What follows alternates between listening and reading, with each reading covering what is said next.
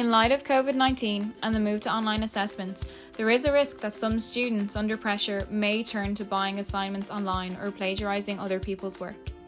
This is a breach of NCI regulations, as all work submitted by students must be their own.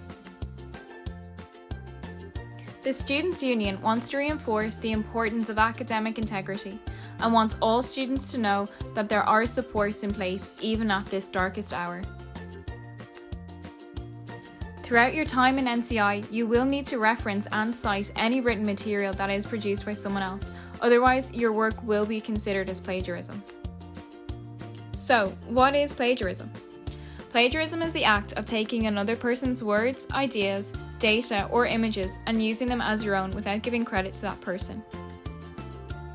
An example of plagiarism includes, but is not limited to, piecing together the work of others from multiple sources and representing them as original work by you.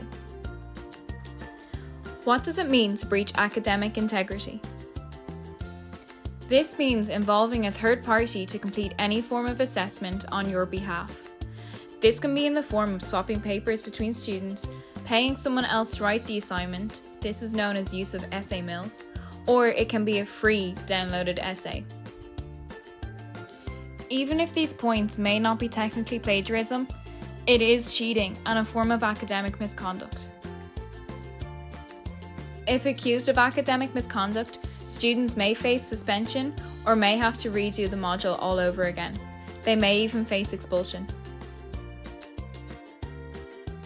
We understand that college can be tough at the best of times, but in a time that's so uncertain, please know that help is always available in the form of academic support in NCI, who can advise you on how to avoid plagiarism and organising your workload.